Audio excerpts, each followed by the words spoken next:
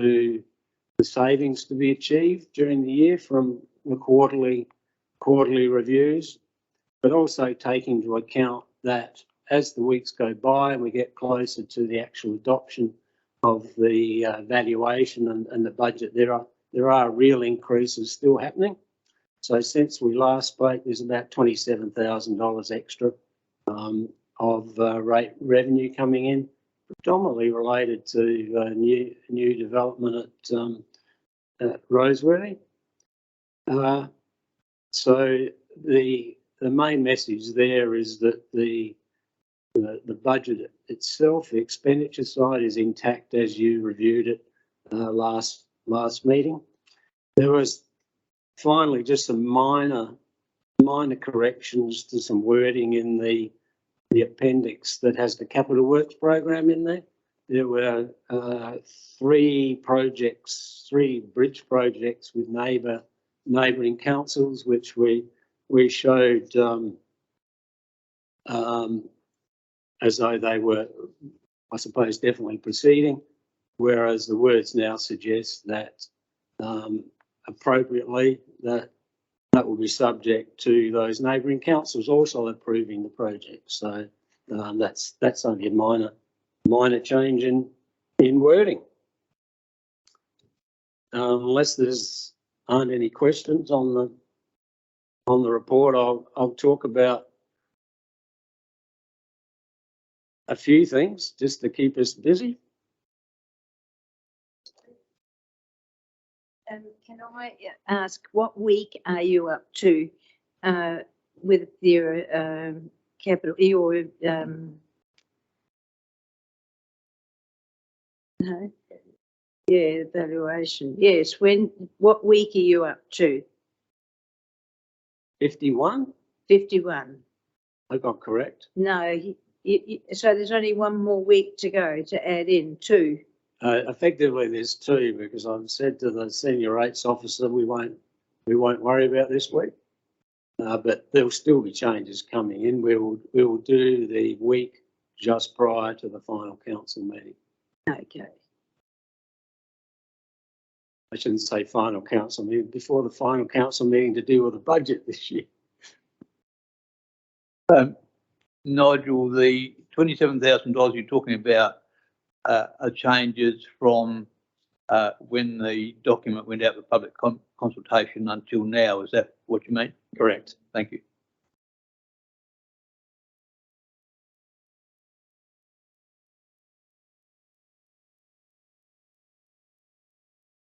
One of the challenges last meeting was that I was prepared to talk to you about the use of the rebate to try and help with very large increases, rapid increases in valuation. But at that point in time, I was unaware of the view that we might also consider actual changes to the rate and the dollar. So the analysis that was done at that time for what the rate rebate effect would be didn't take into account that change in the rate and the dollar. So tonight, hopefully, I've come prepared to talk about that analysis.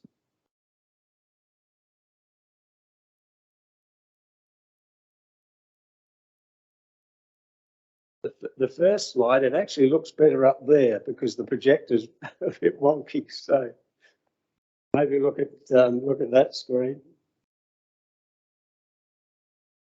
So the first slide is the before case.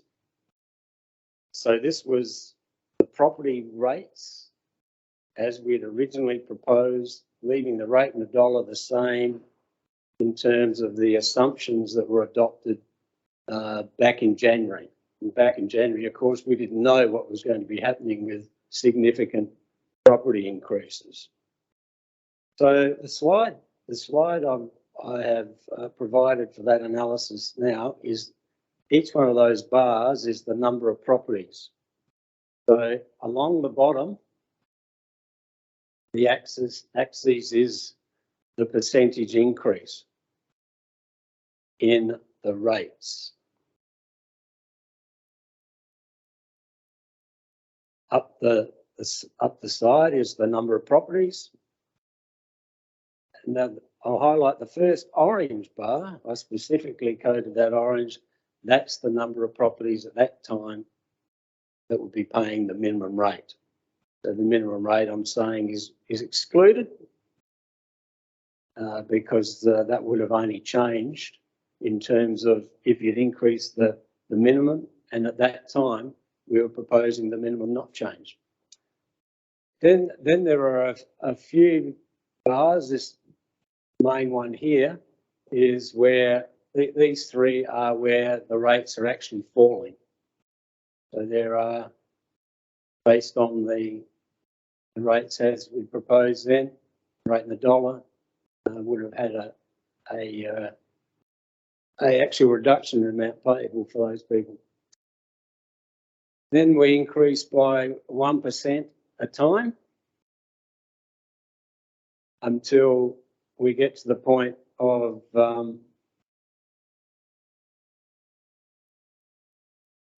those that will potentially move to within the 11% cap. And the thing that I wanted to really highlight, which I still find is somewhat odd, and it might be deserving of a discussion over the next year or so with a valuer general as to how this works in their computer modelling. What I found odd was if you look at this bar where there's 710 properties, all increased by 8% in their valuation. It doesn't seem to be a reasonable curve in relation to those statistics. Then there's quite a big drop away. There's very few that are increasing by 10, 11, 12%. But then there's this massive increase in the number of properties that had a 14 and 15% increase. And then it falls away, so not a 16 or 17% increase. And I just find odd. It sort of looks like the program had valued in 8, 14 and 15, and the rest something else. But you really would expect some form of curve that made a bit more sense. But be that as it may, this is what we've been provided with and paid for. So there was 1,895 properties with a 14 or 15% increase. So that's quite significant. So 14% is important because the rate in the dollar is reduced by 3%. So this is what's being proposed now. So what's quite evident is that you can see that the green is everything over the 11% cap. So the green would be all of those properties that would be entitled to apply for a rebate. And the rebate would reduce their rates down to 11%. There's some particular synergy in what has happened at 11%, and I think it justifies why 11% should be the cap. And I didn't know this at the time when we were talking about 11%. And what it is that if I flick back again to previous slide, those two big green bars that were 14 and 15% have now been brought back to within the 11% cap.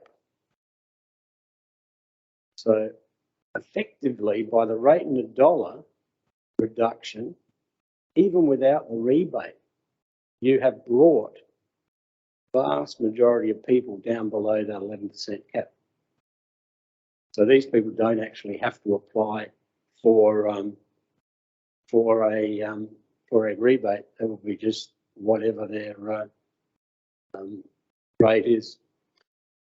The other notable thing there is that, remember the 8%, the big increase in the 8%. Well, I think there's some sort of economic synergy in this too, in that by reducing the rate in the dollar by 3%, you brought all those 8%ers back to 5%. And that's sort of what the inflation is at the moment. So there's some argument there that that was a reasonable thing to do, because you have brought most ratepayers back within that inflation expectation. Does that make sense? Does that help you with your decision?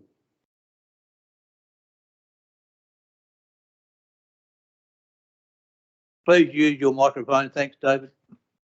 Nigel, sorry about that. On the area where you've got 14 to 15% increase, is there any specific areas of council where that's been affected? Like, for instance, Roseworthy or Kapunda or? In the report that we had at the last meeting, the three places which are all really affected is Kapunda, Freeling, and Roseworthy. Yep. And it's not just not dwellings. It's predominantly residential, but it's not just dwellings. It's also land. Land, yeah. So land has increased significantly, and if it's vacant, then there's a rate and a dollar implication for that as well.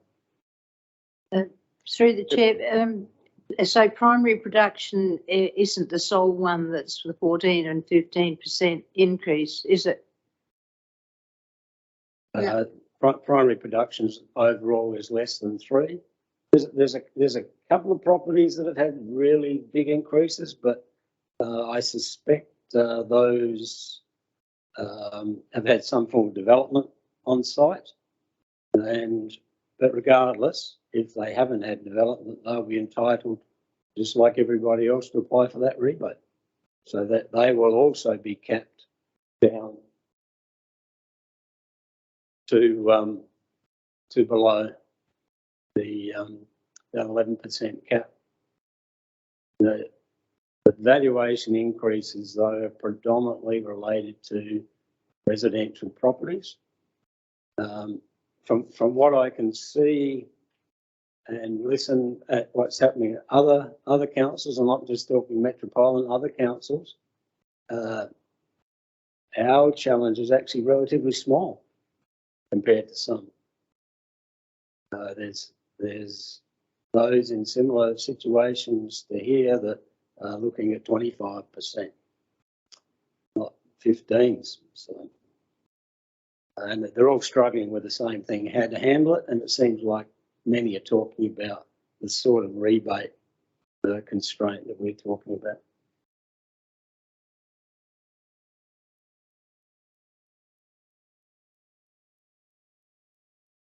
Questions on hearsay? There seems to be an implication in this that the thank you. There seems to be an implication in this that the valuer general sets the rate in the dollar obliquely. Now, the Local Government Act specifies the elected council sets the rates. Now, I can't get my head around that. And a couple of questions. What happens if things aren't looking economically too good at present? What happens if property values fall?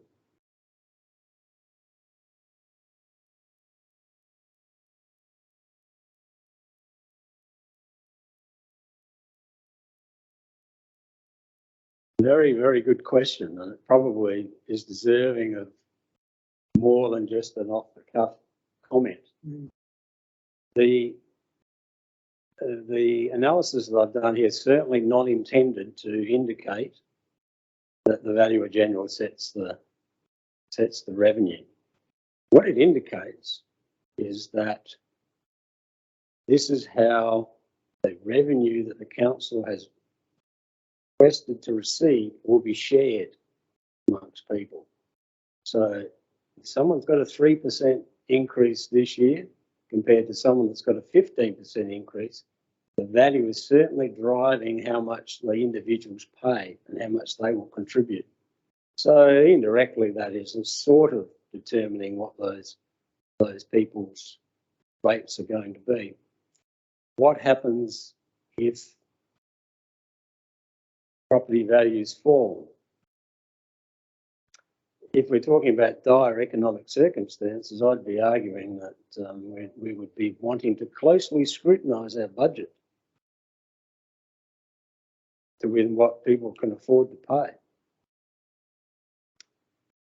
And one of the things that's happening with the rating policy review is we've got this University of South Australia study happening and right now, and they are specifically looking at affordability to pay. So by our final workshop in early August, I'm hoping to be able to report that back to you. It'll be interesting. If that was to say that mainly the people of Light Regional Council were generally in grave difficulties, then that'll be a message for you for future budgets. If it says they do particularly well economically and relative to others probably pay less proportionately, then that's another story. So it'll be interesting to see what that actually says. My view, based on the analysis that I've done thus far, is that the rates, the level of property rates at the Light Regional Council are lowish, average in similar type of councils. I'm not comparing to larger metros, etc., but in similar sorts of councils. So there's a message in that for you as well. But one of the really difficult things to get to people to understand is that it's not just the percentage increase that's important, it's the level of rates that you're starting at.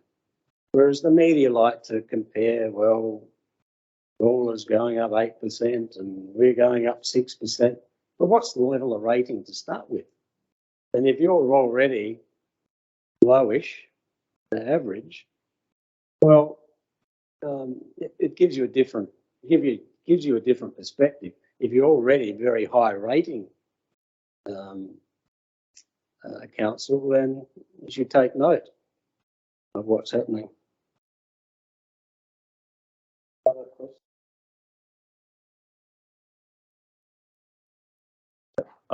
Through the chair, I was wondering, for those rebates, is there any cost to council, like an administrative cost or whatever you call it, that would apply for that? So how much does it cost us to give those rebates?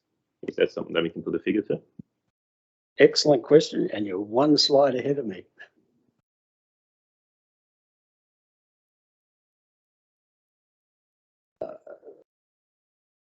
This isn't particularly useful as an overhead, but why it relates to the councillor's question is the process that we're going to put in play to manage the rate rebate application process.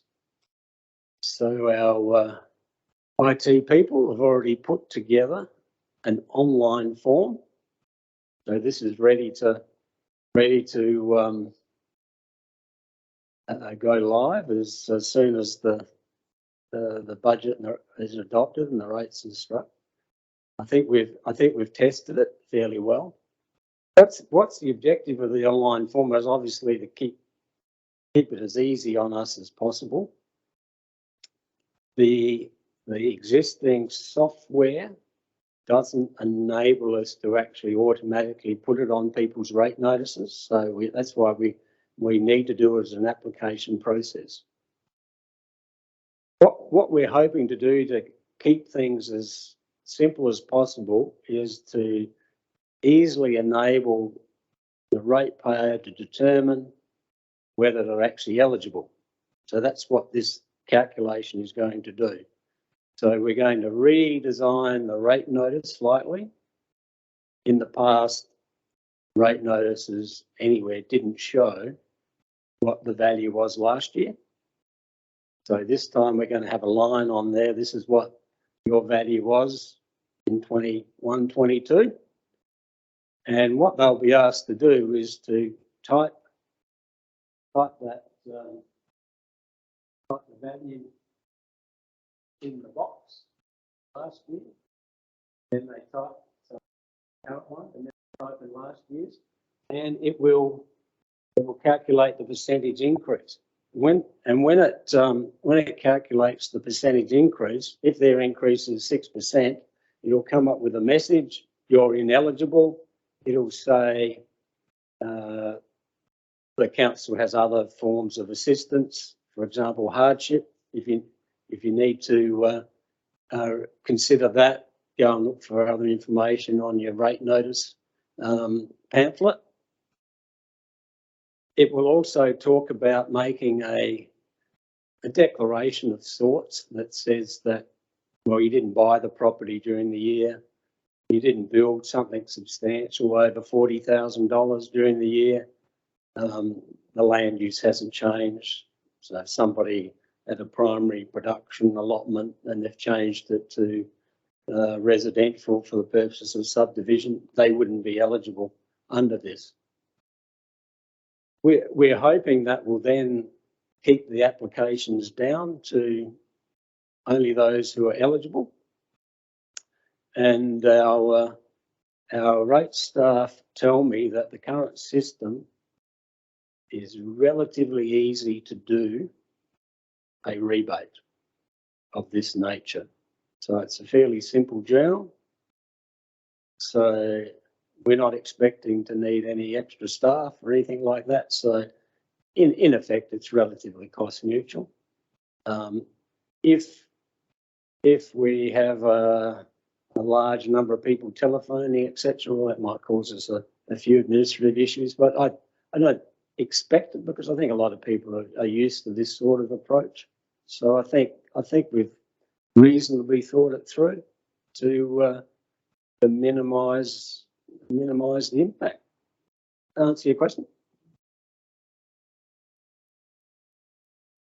Can I have a follow-up question? To the chair? Yeah, okay, yeah, I've got one too. You go first. Yeah, I just wondered, so these two values, who's to know what you put in there? I mean, we technically know both of those values. So how come the applicant has to put them in? Because he could just put in anything he wants. How do we then cross-check that with what we know these values are? Or does it automatically do that or something? Yeah, unfortunately, that would have required a valuation change and probably quite significant amount of work to get it in there. I have asked the question whether we could develop a database to maybe build behind the website.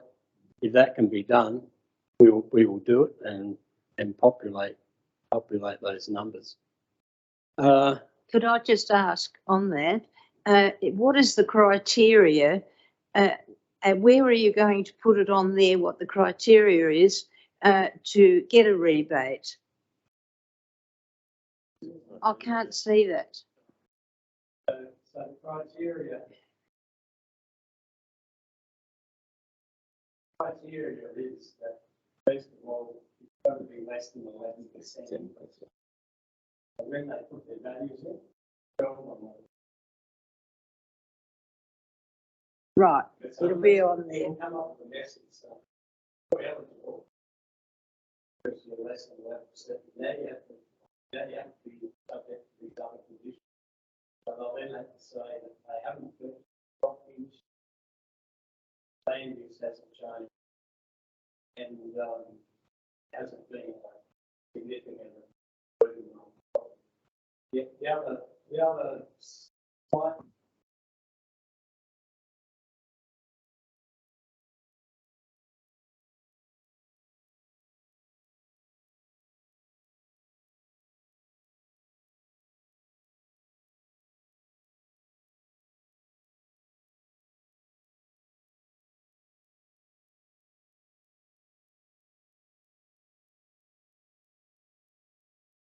I hope you heard me when I was saying that. Just a point of clarification, I'm looking at this you are doing this in capital value. So if your capital value increases by 11%, more than 11%, then you're entitled to a rebate, or is it if your actual general rate increases by more than 11%? Because with the 3% reduction in the rate in the dollar, if it's your capital value increasing by 11%, more than that, then the maximum rate that any residential or person would be 8%. If it's the other way, it'd be 11%. So it's not clear from this calculator. I thought I understood it, but I'd just like you to clarify that. It is the valuation. Yeah. So in other words, no residential property will require to pay more than 8%, no matter if their valuation goes up 35%. Correct. Yeah. That's an easy way of saying it. Yeah. Okay. Thank you. That's different to what I originally understood it, but I think that's very it's fairer than the way I originally understood it. But subject, of course, to what I just said about the minimum rate. So their values would be higher, but the rate would still be the minimum. Okay. Thank you. Question? Oh, sorry. Councillor David, fire away. What do you see as being the major risks to this budget being balanced the way we're looking at it now, Nigel? As in, I'm looking at material costs to council in the next 12 months. Because from my experience in business at the moment, costs are going actually through the roof. And to try and estimate any more than 60 days out is nigh on impossible. So, I mean, that's one area I've sort of reading through all the paperwork over the last few weeks is a flashing red light. And the other one is if you go back over the last 5 years, the increase that we've seen in rate revenue has predominantly been spent on wage growth within the council. Would you like to make comments on that?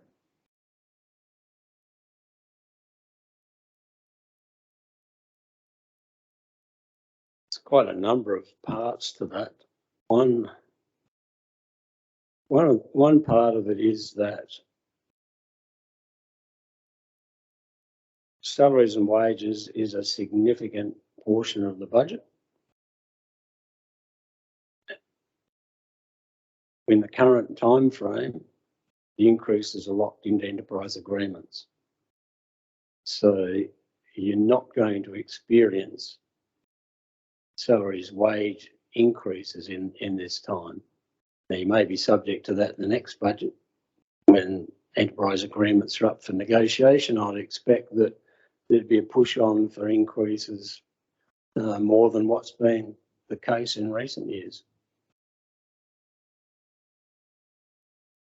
There are factors within the inflationary changes that are happening at the moment, that some of which aren't necessarily directly relevant to the council's expenditure. Whether there will be a flow and effect because of it is probably yet to be seen. I believe that our approach to it for this next financial year will be that we will need to cut the cloth to meet the resources that's been provided. Now, clearly there's going to be increases in items such as fuel, but fuel is a relatively small component of this budget, so I think we can probably manage that. I would imagine that maybe the Deputy CEO's got a view, but I'd imagine some of the pressure is going to be on the capital works program. And maybe that needs to be, if it is extreme outside of what we've forecast, maybe that needs to be changed to be within the budget that can be afforded. So. Thank you. Nigel, Richard wants to make a comment. Yeah, thank you. Through the chair, I think in terms of employee cost growth, we need to, there's a number of components to that. And what I can say is in my 12 years here at council, our or the annual percentage increase has actually decreased to a point where it's actually at about 2% per year in terms of real wage growth for employees. But of course, we've seen other components such as superannuation actually increase in that time. So there are items in there that aren't arguably employee driven, if you like, in terms of into people's pockets. But I think while we see employee costs grow, what we actually really see through that is services to the community grow. And I think that's the key thing. I think what you're trying to allude to, that we are actually providing a lot more services to our community now than what we were 10 years ago. And we're doing that through employees because we believe that the employees or directly employing people is actually a much more efficient manner to provide those services than it would be to provide those services through third parties. And some of that obviously has been through my team of actually growing the outdoor staff. And I think that's, you know, certainly enabling us to deliver some of those capital works efficiently. In terms of the capital works, though, where we've done quite well is we have negotiated a number of long-term contracts, which helps us in some respects, but of course, with any long-term contract, you will be subject to rise and fall, and of course, particularly bitumen contracts, which is around fossil fuels, diesels, etc. So there's no choice but to enter into rise and fall style arrangements. So there are some of those that we will get, we will find increases on. That said, the rise and fall component actually applies to a very low percentage of the overall cost of the contract. So we're pretty confident that you know, we will be able to deliver the program for pretty well the sort of money that we've suggested, notwithstanding that we will see a 30% increase in our fuel usage or our diesel costs, but as Nigel said, it's coming off quite a low base, to be honest. So I hope that's answered the question. Thank you, Richard. And just an observation, in discussions with infrastructure people concerning the East Terrace project, doing it in-house with our own project manager and staff saved enough money that we actually ended up able to put a hot mix asphalt surface over the entire length of that road instead of just on the highly trafficked bit, which of course lowers the maintenance costs over time. So we've got a win-win there, I think, from that approach. We've got more control over what we do and the standard we achieve and all that than a contractor. So I think that's probably been a successful move. Would you agree with that in terms of benefit to the program? Oh, look, without a doubt. I just happened to cast my eye over some costs for the Yorke Peninsula Council to do works that wouldn't be as high as some of the standards that we're building. They're building roads at $900,000 a kilometre, and we're probably anywhere between about $275 and $325 a kilometre. And I'm convinced that a lot of that is because we have the control over the works ourselves. So, Chair, I think there's another important aspect of this budget, and that is that related to that. The valuation increases and all the discussion we've had on it has been big distraction on what you've actually achieved in the budget. And to me, the most notable thing, and that's the reason why I put up the 4-year capital works program, the notable thing is that we have increased the resources in the long-term plan equal to the asset management plan and balanced the budget. And that was quite a significant shift. It probably puts an awful lot of pressure back on the people to deliver on those works, because those works, once you start promising, people expect them to be done. Implied in that will be increases in resources, which could be additional staff. to deliver on it. Otherwise, it will predominantly of a contract nature. So I suspect that there's a significant story that needs to be told around that, rather to try and de-emphasise all this focus on how much people's rates are going to change. Thank you. Any other questions of Nigel on this segment? Have you got anything more to present? Move on to the next one then, thanks.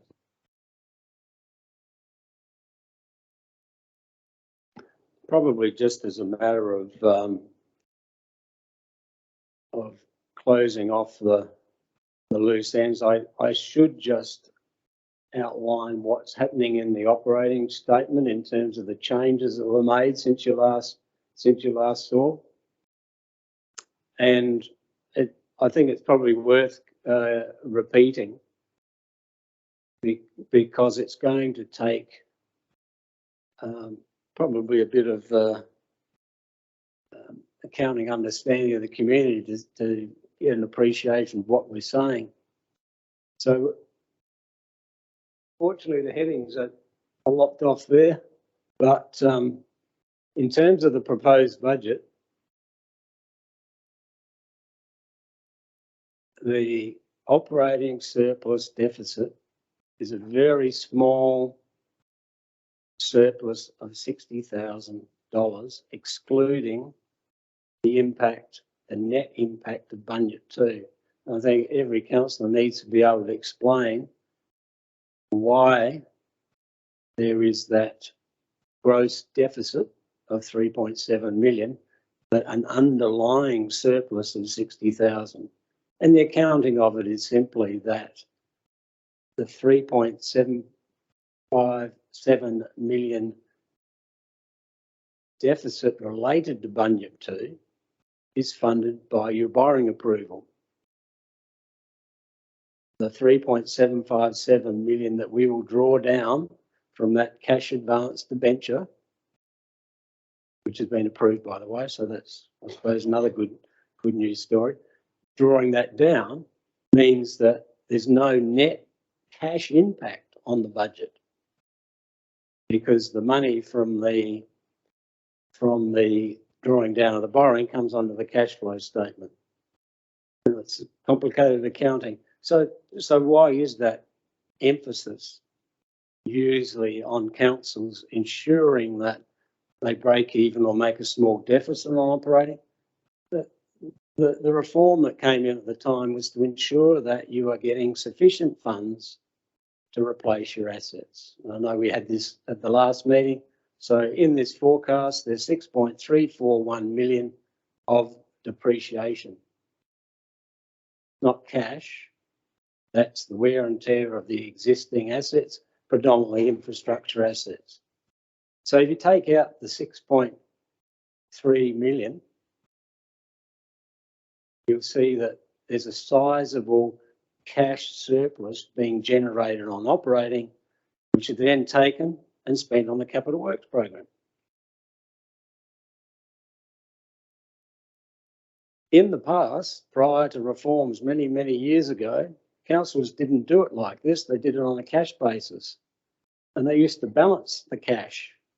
And what used to happen was they didn't put enough money aside for replacement of assets, which is why many councils got into a lot of difficulty having to try and bring those assets back into a condition that was acceptable to the community. And as you know, expectations on asset condition changes every year, goes up. Is everybody clear on what I've said there about the underlying deficit and the surplus from the underlying surplus, and I'm going to confuse you, and the underlying deficit caused by the Budget 2? Do I assume you're going to come up against the ratepayers who are going to be asking these questions? Would it be true? Refer them to me. Would it be true to say, Nigel, that this deficit that we have, or the 3 point whatever it is million related to Budget 2, is really a timing issue, and that you have to expend some money to start building before you start getting income in? Would that be a correct statement or not? Exactly. And you'll see the other side of that timing in the balance sheet, the statement of financial position, because when these agreements are signed, there's going to be this amount of $11 million go in there as money we're owed in a few years' time. And just like Bunyip 1 will be paid out soon, Bunyip 2 will be paid out. And really that is another story of this budget. There'd be a lot of councils would be looking at this thinking, well, I wish we were in their position, because by the repayment of that first Bunyip, you're seeing a significant reduction in debt and a significant reduction in your cost of debt, which is then used to help fund other services.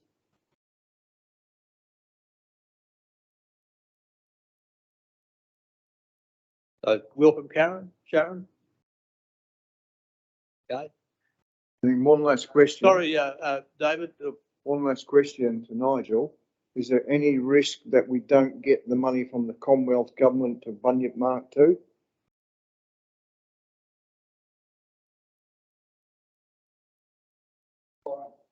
Corin will answer that one, I'm sure.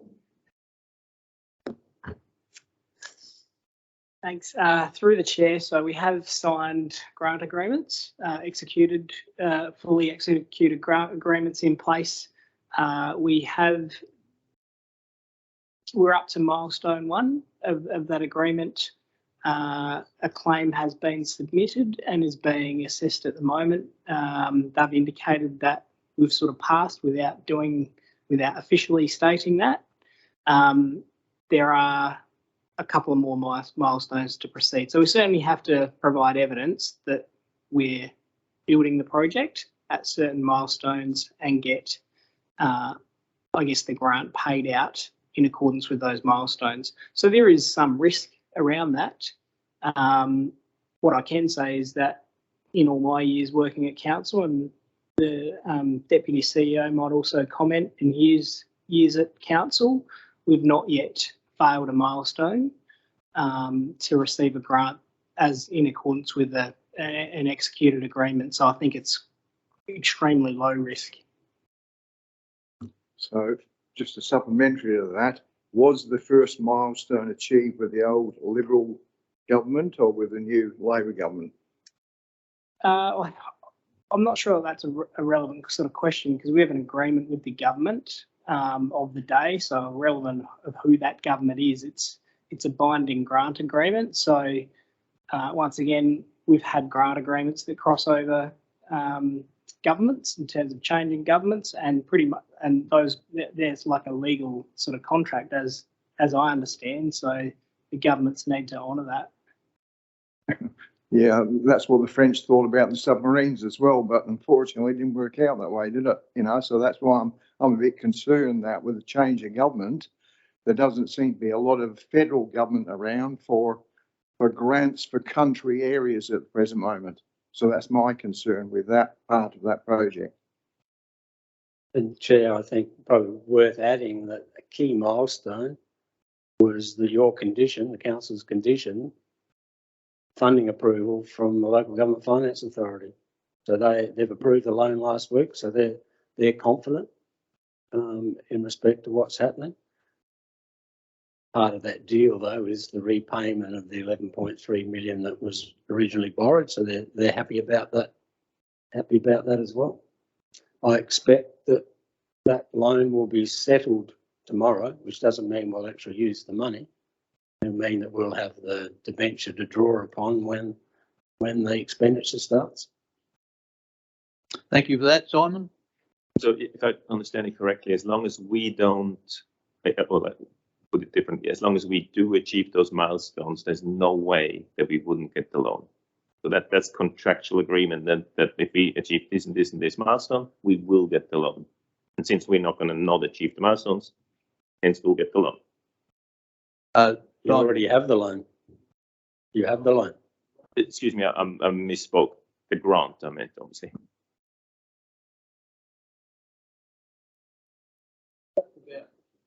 We just about reached 6 o'clock, And has anyone got any more? Nigel, do you got any more slides?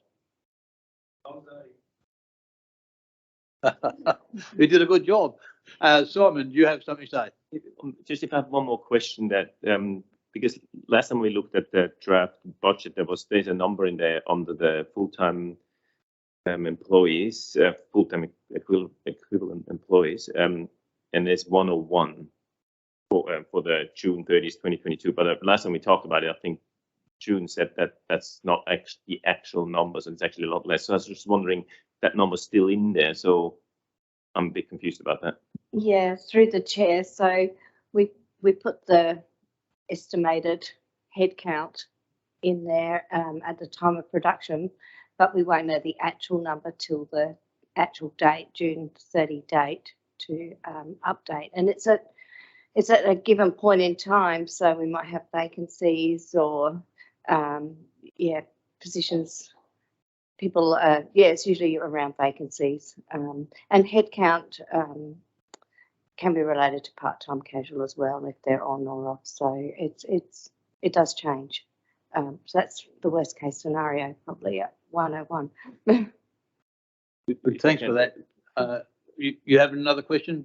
Just to follow on if I can. So which means that if come June 30th, or by the time we approve the budget, this number might be different. Or is the that budget, oh sorry, through the chair, that's the figure that is included in the employee costs. That won't change. So what you're approving in the budget is the employee costs rather than related to numbers. Okay, thank you for that. Now it's 5:59, so we can go back to looking at our report for decision, public consultation. There was an executive summary background which Nigel has referred to. Nigel, is there anything more that you wish to add to the information that's provided in this report? No, Chair, I don't have anything to add. Only emphasise that the recommendations that are in the report, you had three options. So option one was if you had written submissions and verbal representations. We hadn't received any written submissions. Option two was if you hadn't received any written submissions but had some verbal representation. Somebody turned up tonight. We haven't had either, so both of those first two are now obsolete. So the third recommended resolution was just noting that you hadn't received any written submissions or verbal representations. Thank you for that, Nigel. And before I ask whether someone would like to move the third recommendation, are there any further questions or comments that anyone wants to make? Richard. Thank you. The only comment I do have to make is that we didn't get a quorum until 5:08, so the meeting must remain open until 6:08, which is a few more minutes. So I would dare say, in the spirit of good governance, we probably shouldn't pass the recommendation or shouldn't put the recommendation to the vote until that time. So we do have a few minutes to contemplate that. So. Thank you for that, Richard. And seeing you pointed that out, I would suggest it will be entirely appropriate if you gave us some information or news about the infrastructure project of something that might be of interest to us. So you can fill the space. What can you do? What can I say? Is probably more. So I think, as elected members will be aware, we had a good night a number of weeks ago, or a few weeks back now, where we won an award, which was a really good outcome for the team. And again, I think one of the things that the judging panel highlighted was the value for money that our council delivered in that project. We were up against some bigger councils with bigger budgets, but I think what we delivered, they were blown away by that, which was really good. So again, I think it does show the value of taking the chance of doing in-house works, you know, where we consider that they are low risk, and that was certainly one of them, which was really good. East Terrace obviously opened, and look, we are continuing to get some different feedback on that, mainly with people seeing trucks not using it, and there can be a variety of reasons for that, including them simply needing to, you know, get their morning tea or something from the servo on the corner of Perry Road and Main Street, which I think is fair enough. But I think the vast majority of vehicles are realising that it's certainly a much more efficient way than coming into the main street, which is really good. I'm not sure if elected members were aware, but we have submitted 2 projects to the Special Local Road Program, which you may have seen some minutes of Legatus meetings. So we actually have 2 projects that we've submitted, and both of those projects have ranked very highly in the Legatus sense, and equally highly on a state basis, which was really good. And I would expect that we will find out the outcome of those fairly soon, or not fairly soon, sorry, probably more like early July. Equally, we've submitted our applications for Belvedere Road and Roseworthy Road, which are in our draft annual business plan that hopefully will be adopted. So the Australian government are assessing both of those at the moment. So again, we've got plenty of projects that are submitted. Now, if all of those projects came off, we would be well in front of our $1 million per year on average that we need to get as grant funding income, which would support our 10-year infrastructure asset management plan. So you may recall we had a gap of $1 million where we didn't originally budget for grant funding, but given our consistent income in that respect, we have included it, and I'm pretty confident that we will achieve that again this year. So, which will be good. I'm trying to pad it out as much as I can here. I'll just make a comment to save you a bit of speaking. One of the things that I really appreciated was attending as acting mayor the presentation that Richard spoke about, and I think most of the team were present at that. And what really impressed me was the morale and the camaraderie and the working spirit between them. And my personal view is that is one of the real reasons why they won that, because you get a team that works well together, things get done very well and very efficiently. And times I've drove around there with various people like Jesse, for example, you could see that same thing, the pride and workmanship and stuff like that. And that's something which you probably wouldn't have got with contractors who are just doing a job. So that's a compliment on the leadership from the top down, including the project managers and what's Jesse's role?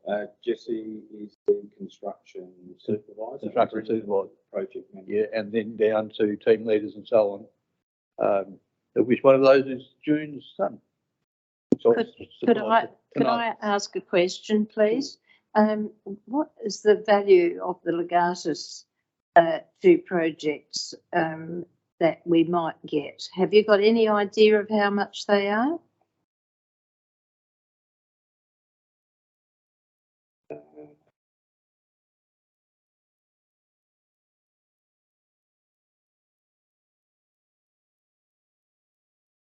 So those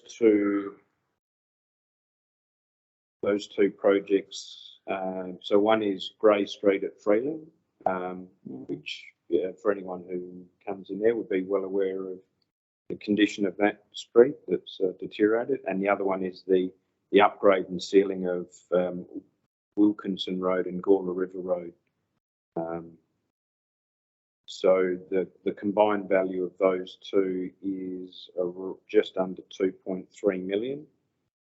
And we have requested about $1.5 million in funding. Thank you. And the council contribution of those is already included in our budget. Thank you, Richard, and I congratulate you on the fine way that you rose to the spot I put you on. So thanks for that. It was now 6:08. So we've got recommendation number 3, which is the bottom of page 4. Would someone like to move that recommendation as the motion? Moved by Councillor Lynette, seconded by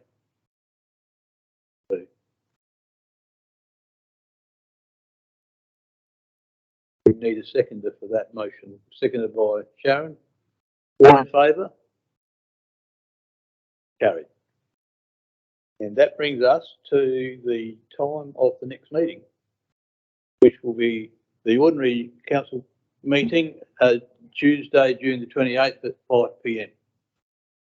And with that, I close the meeting. Thank you very much for attending. And thank you to Nigel for your excellent presentation and Richard for his ad hoc summary at the end. Thank you. And to Bill. Thank you, Bill, for attending. Thanks, Dean. Thanks, guys. Great meeting. See you.